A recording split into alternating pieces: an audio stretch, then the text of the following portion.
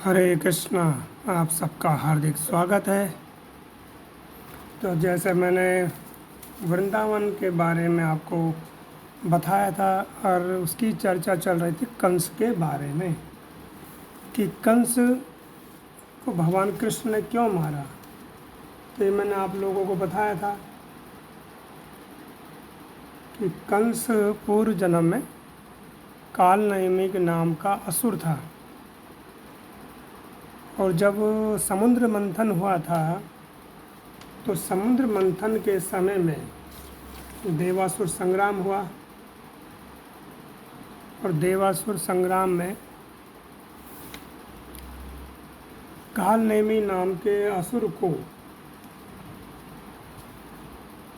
भगवान विष्णु ने मारा और फिर शुक्राचार्य ने दोबारा मृत संजीवनी या अमृत संजीवनी के द्वारा उसको जीवित कर दिया।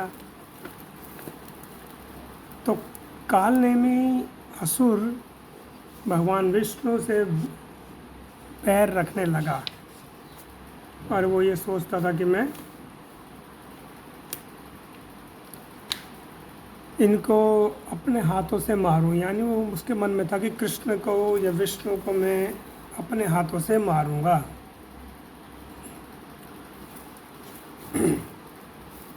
तो ऐसे क्या है कि कंस का जब जन्म हुआ और वह बड़ा हुआ तो वह दिग्विजय करने निकला, यानी कि पृथ्वी पर और स्वर्गलोक पर वह अपनी विजय पताका फहराने गया। तो कंस ने महेशमतीपुर में वहाँ के जो राजा थे उनके 5 पुत्र को हराया, जिनमें चाण, मुष्टि, कूट, शल और तौसल। अगर आप देखें जब भगवान कृष्ण का मल्ल युद्ध हुआ मथुरा में तो पहलवान जो थे उनको हराया। तो ये 5 भाई थे जिनके नाम थे चाणूर, मुष्टिक, कूट, शल और तौसल। इनको भगवान बलराम जी और कृष्ण ने मारा था। लेकिन जब कंस दिग्विजय करने निकला तो उसने इन 5 को हरा दिया और ये सब के सब 5 इसके मित्र बन गए, दास भी बन गए। फिर ये वहाँ पर गया प्रवशनगिरी पर्वत पर, वहाँ पर द्विविद नाम के वानर को इसने हराया और अपना दास बनाया। द्विविद कौन है? यह द्विविद जब राम रूप में भगवान आए थे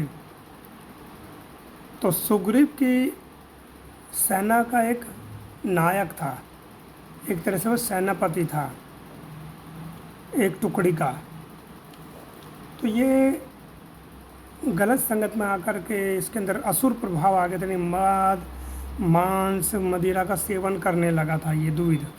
और ये द्विविद द्वापर युग में भी था, यानी कि त्रेता युग में राम जी के समय में था और द्वापर युग में कृष्ण के समय में था। इसको बाद में बलराम जी ने मारा था, जो कथा आगे आएगी।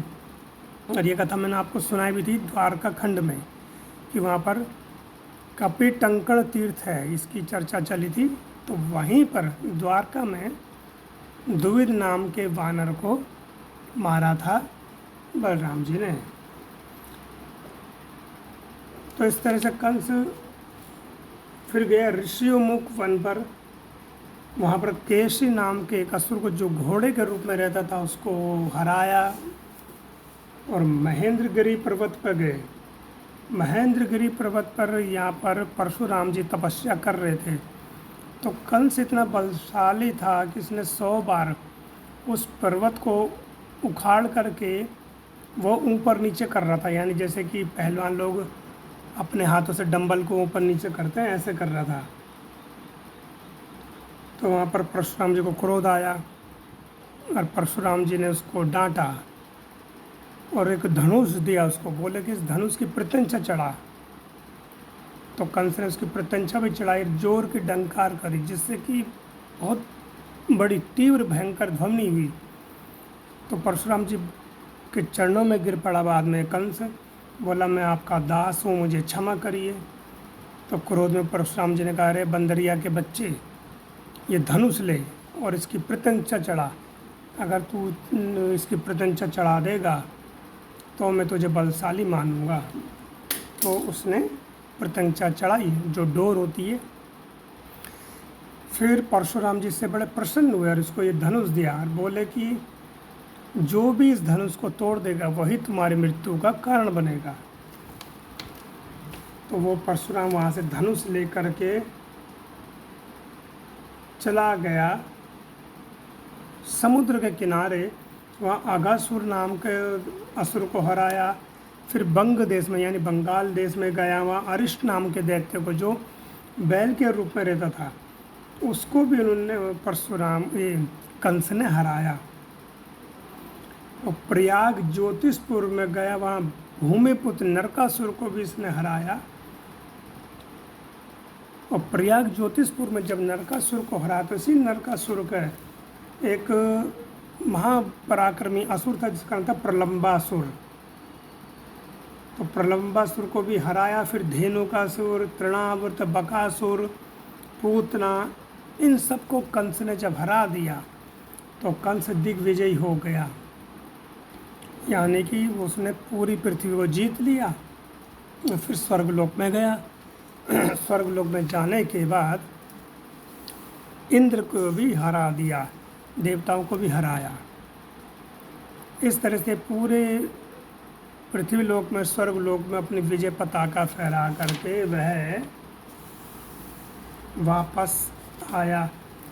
फिर सम्रासुर, व्योमासुर,